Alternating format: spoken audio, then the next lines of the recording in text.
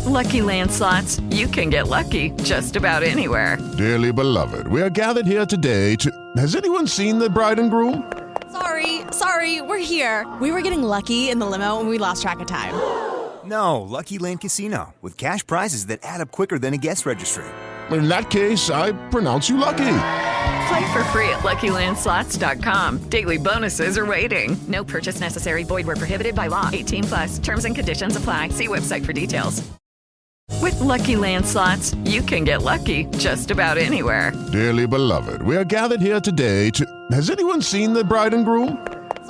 Sorry, we're here. We were getting lucky in the limo and we lost track of time. No, Lucky Land Casino, with cash prizes that add up quicker than a guest registry. In that case, I pronounce you lucky. Play for free at LuckyLandSlots.com. Daily bonuses are waiting. No purchase necessary. Void where prohibited by law. 18+. Terms and conditions apply. See website for details.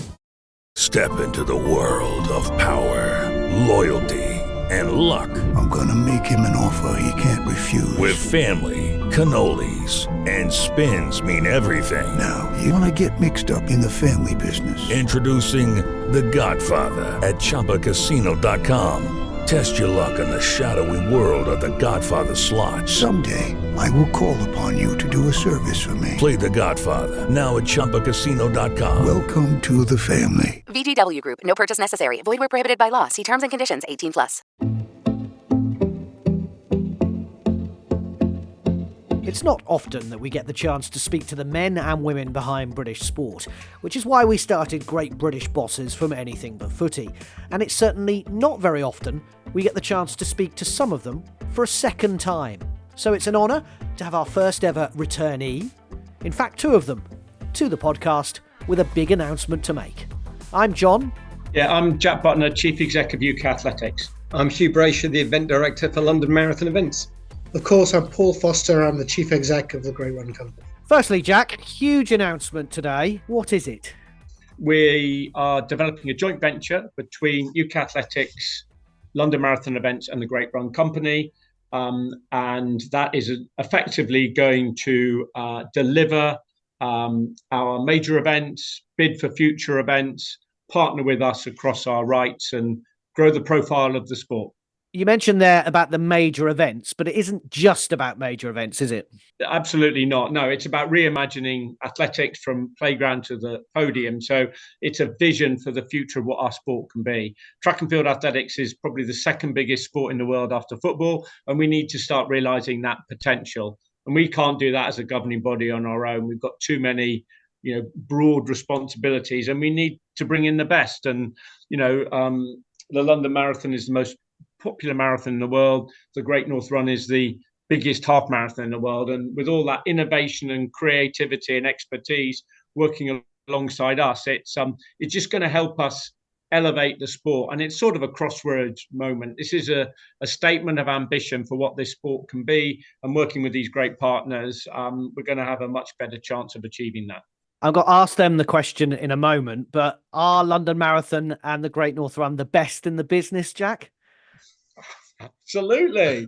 If you look at what they've done over the last 40 to 50 years, they absolutely changed the face of running. And, you wind the clock back, where was running? And now look where it is and what they've done. And it's not just in that and consistently innovated. So, yeah, UK Athletics is, let me be clear, UK Athletics has done a very good job with major events, with the World Championships and, within what we can do. But we need increased capacity, increased reach, better marketing, and probably also better risk management around cost control. And that's what these partners can offer. So, Hugh, what's it like teaming up with these guys and how did it come about? It came about just from conversations when Jack started about all the things that he had to try and correct as the chief executive of UK Athletics. And I think Paul said, blimey, that sounds like as though you're trying to correct absolutely everything with the sport. And what we want as organizations is an incredibly strong sport. And we think that holistically, the sport needs to be strong. We know that if we have great athletes, great British athletes running the London Marathon, that there is much more media interest. whether it's Samo Farah, whether it's Paula Radcliffe. Emile Caress will be running the TCS London Marathon this weekend. We've got an incredible women's field where we're hoping that world records will get broken this time. And, that is about competition. But what we really have is an incredible opportunity to look at the sport from the playground to the podium, as Jack has said. And, we've got 12,000 kids running the mini London Marathon, the TCS mini London Marathon on Saturday. And uniquely, those children are actually being paid to do the event. They're being paid £10. And that money is going towards their schools. And we've been targeting particularly disadvantaged areas of London. And that money is going towards computer equipment or sports equipment. So TCS as a sponsor have been incredibly supportive of that. So we believe that we really have a story to tell across the sport, starting from kids, from road running. Paul has events across the UK, from Glasgow to Portsmouth. And together, we really think what we can deliver will be a compelling narrative for potential sponsors and really allow them to get involved in potentially changing the fabric of society. Running, jumping and throwing are the basic tenets of all sport. And that's effectively what athletics is all about. So, it's been proven that the public want to watch athletics. Fantastic viewing figures from the indoor championships in recently, from the Commonwealth Games. So, we just need to get the athletes in front of people, market them in the right place. And just really looking forward to working with Paul and the Great Run Company and with Jack and UKA. Paul, as Hugh said, this shows that this isn't just a London thing. This is right across the UK with your involvement particularly. Look, I think the sport is the most universal sport. It's played by every kid in school at some point, and running and athletics in general are really high on the participation registers across it. And it is a national thing. Athletes come from every background, from every corner of the UK to form our great GB team. And I think this is a national opportunity, and it's a national sport, and it's a sport which remains super popular. You see how many people buy tickets for the Diamond League in London, how many people tune in on TV for the World Championships in Budapest, for example, how big it'll be during the summer coming up with Paris and the Olympic Games in July and August. And of course, it's as I've said, a universal sport and a deeply popular sport across the country. Paul, who's going to be in charge? So the three of you are there, and you've got great experience. So has Jack. So has Hugh. Who's in charge? We're in the process of appointing the board for the company, which has been done. We're going to going out to appoint a chief executive who will report to that board in due course. But we share a very strong vision for this. We're very well aligned on what our outcomes are. So we don't see that there's a conflict between the three of us in any way. But we'll be putting in place a very capable, very talented individual to run the day-to-day of the business in due course. And they will be responsible for projects across the portfolio of events. And they'll be taking the best talent from across our organizations and talent working directly for Athletic Ventures to build out project teams who can make sure that all of these objectives are met.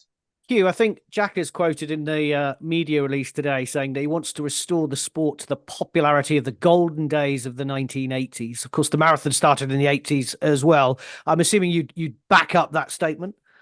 Oh, absolutely. I mean, I remember growing up and seeing Co and Ovette competing and watching on the BBC Friday night, whether it was from Oslo, whether it was from Zurich, some amazing competition.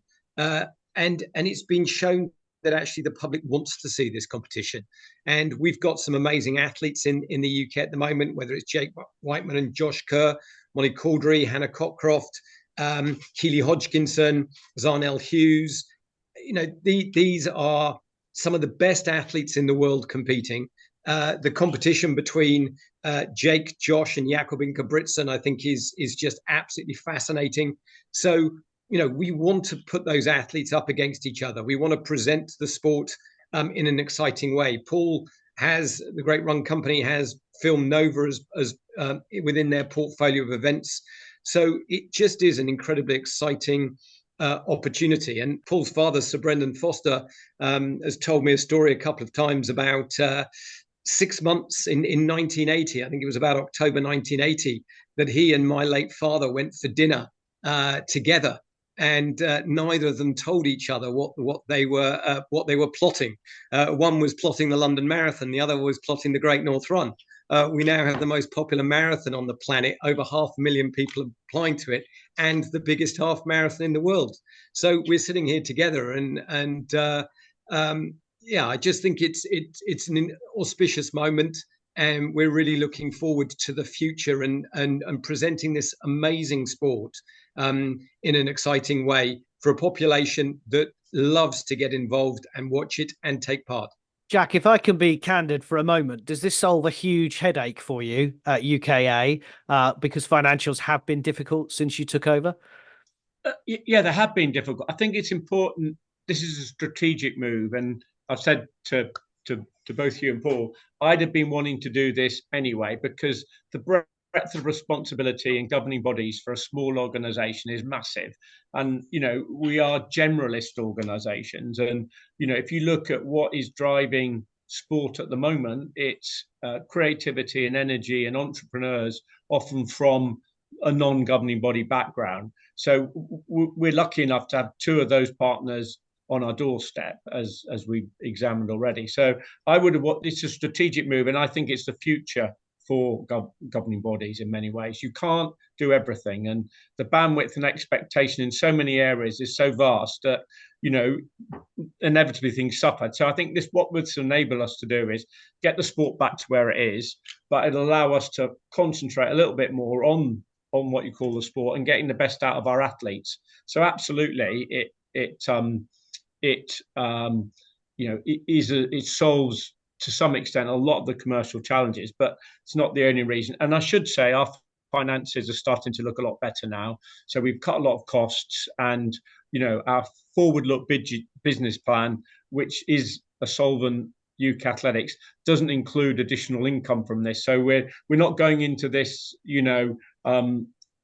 what I would call desperate. We're going into this from having been through a tough period of time, but in a fit for purpose, and wanting to build and take the sport forward. So this is a forward move off an organisation that is now much more stable than it was 18 months ago. And obviously, we know that the European Championships is coming to Birmingham in 2026. How important is it that this company leads the bid for the World Athletics Championships, hopefully in 2029? I think it's really important. I think it's a fantastic opportunity over the next 5 years to stage two major international events in the UK, starting with the Birmingham European Championships. Hosting a World Championships in London at the end of the decade will be fantastic. We saw in 2017 that we sold over 1 million tickets for both the then IAAF World Champs and the IPC World Champs, which is a huge number of tickets and very successful in the massive context of global sport. It would be great to repeat that. It would be great to repeat that with a fantastically strong Great British Athletics team there. And it would be great to drive the value of that property for the next 5 years. It's a huge opportunity. It's the perfect venue for it. And staging world-class athletics in Britain in front of a passionate audience at home and in the stadium is just what this is for. Now, Jack, you've been a guest on this podcast before when you were at British Swimming. Hugh, you've been a guest as well. And Paul is on our wish list. We've been trying to get him on for ages. So we're delighted that he's on the podcast. And hopefully we'll be able to do a separate Great British Bosses with him in the coming weeks. But I can't let any of you go, being the great and good of athletics in this country, without asking the all-important question about cash for gold medals. Jack, firstly, what did you think of World Athletics' statement about cash for gold medals at Paris 2024 for the athletes? Yeah, I'm strongly supportive of it. I mean, this is a really brutal sport. It's so tough, and you have your career can be really hard, and injuries and all these things play a huge part. So more of the rewards from the sport going back to the athletes and the para athletes, I think, is exactly what I'd like to see. Now, I'm an ex-athlete myself, and I know how precarious it is and the choices you have to make. And so I think to me, I'm absolutely fine with that. I think it's what we should be doing. So, maybe in the past we haven't been as willing to do that as we should, but I'm very supportive. honestly exactly the same as Jack's. It's your career is very tough. Injuries are highly prevalent, and athletes deserve as much money as can possibly be generated for them. And the World Athletic Championships has money that the athletes get. So why shouldn't the Olympic Games? It just does make total sense. So I think it's a really good move from Lord Coe. And I totally concur. I think it's a smart move. It's a great move that's been really welcomed by the athletes, both athletes competing today and in the future, because it's a professional landscape that everybody's in. But Jack, you used to be at swimming, you used to be at triathlon. Does it put more pressure on those sports to do something similar, or does it put more pressure on the IOC maybe? I think the pressure goes in all directions to all sorts of different people. So the bottom line for me is, without singling out any individual organisation, there should, as a general principle, sport has commercialised, and this movement has probably been a bit further behind some others. If you look at the new professional sports, some of whose names I can't even tell you because I don't watch them, but they tend to be far more focused on fans and athletes and value going. And so we need the Olympic and the Paralympic movement needs to reflect that. So we wouldn't want to single out any organisation, but as a direction of travel, I believe it's the right one. Final question then on Athletic Ventures. What do you hope to achieve, all three of you, by say in 5 years' time? What's the minimum that has to have been delivered? Well, I would love to have in 5 years' time, five and a bit years' time, I think, if we're being precise, to be standing in the stadium watching the World Athletics Championships taking place in front of a sellout crowd, off the back of a sellout Birmingham 2026 with the best ever British athletics team in the stadium, and the sport in a very healthy financial position, and brands keen to engage not just with those fans and athletes in the stadium and the viewers at home, but with kids from the very beginning of their journey in the sport all the way through. And I think 5 and a bit years is quite quick, really, but I think it's very possible. And I think all of the foundations are in place for that to be possible. I think that's, I'd take that. I hope I'm stood alongside him. I'd take that. I don't think I need to say a lot. I just hope I'm stood alongside him. That's all. Could not agree more. Perfect answer. Excellent work. Hugh, Jack, Paul, thank you so much for talking to great British bosses from Anything But Footy. Thank you. Thank you. All the best. Sports Social Podcast Network. It is Ryan here, and I have a question for you. What do you do when you win?